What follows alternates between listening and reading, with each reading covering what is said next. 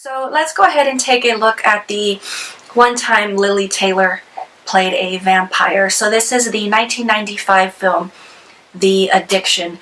I had heard about this film here and there throughout my youth. I had never really paid it much mind.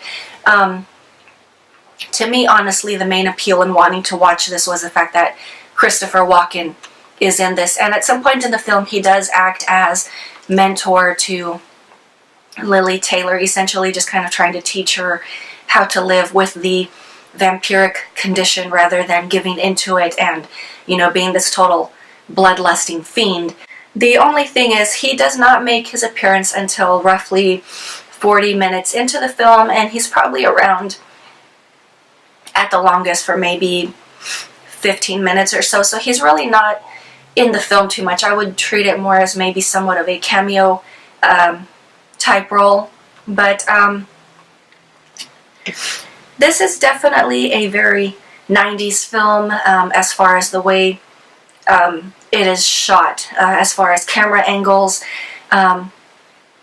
They do the black and white approach to try and give it that artsy feel. Maybe it's also meant to go in hand with the fact that Lily Taylor's character happens to be studying philosophy at university. So she is very much a pompous person, very elitist, you know, just very much gives the impression of being better than thou. And it kind of makes me wonder, maybe that's why she was chosen by the vampire, you know, just kind of drop her down a notch, because essentially, even though in popular culture vampires are viewed as just very sexy creatures, they can be very disgusting and lowly, especially the lifestyle and the way that they have to live. Definitely not something very romanticized, especially when you are immersed in it and having to learn to live with the condition without the benefit of having a coach. So essentially at the beginning of the film, Miss Lily Taylor's character is very much, or in my opinion, she comes off as the 90s cliche of what a young independent woman is thought to be, just the way that she carries herself, obviously, throughout the entire film.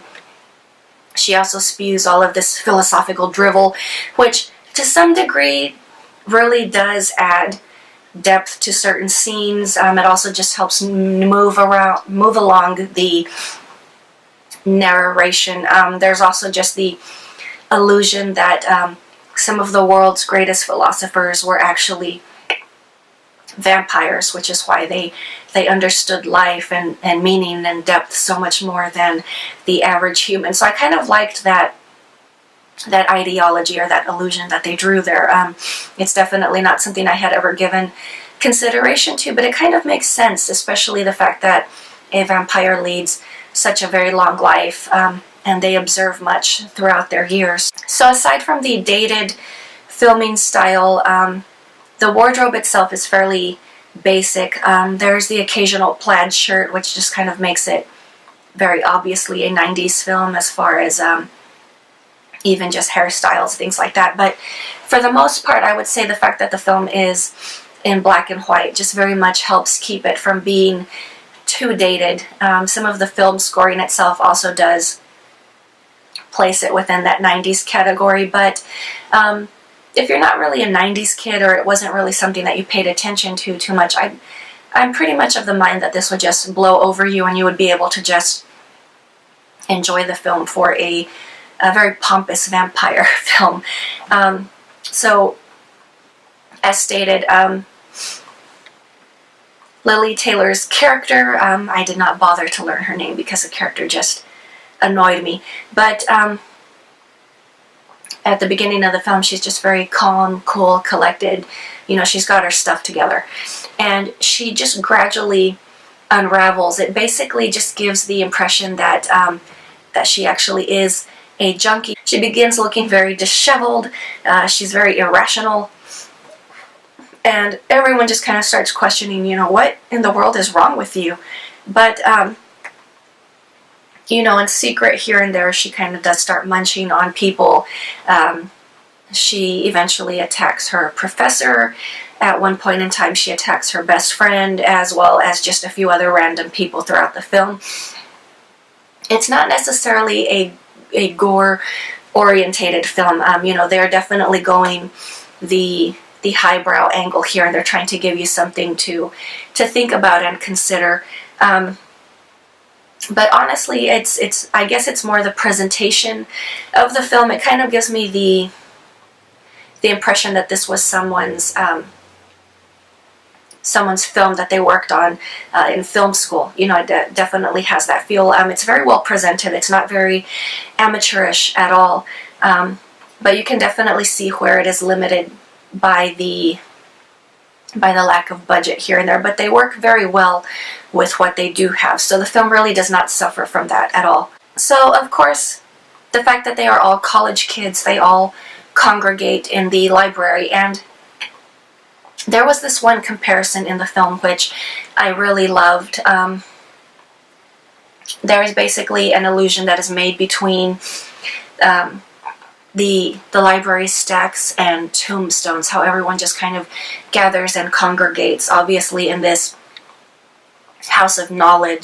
Essentially kind of like how flies and maggots are drawn to rotting flesh, the students are drawn to this house of knowledge to just kind of essentially feast on that knowledge. So I know, very badly worded, very badly paraphrased, but I really loved that comparison because I never really thought about it that way, just comparing the way that a fly or maggot is, as it is drawn to rotting flesh, so are people drawn to the library just because they want to feast upon that knowledge. I guess it's probably a little bit better worded, but you know, definitely not anything I had ever considered, especially the fact that the stacks were compared to tombstones, essentially. So, in a sense, very beautiful imagery that they are painting with their words there, but, you know, it definitely gave me something to think about. It's just something that I had never given much thought to.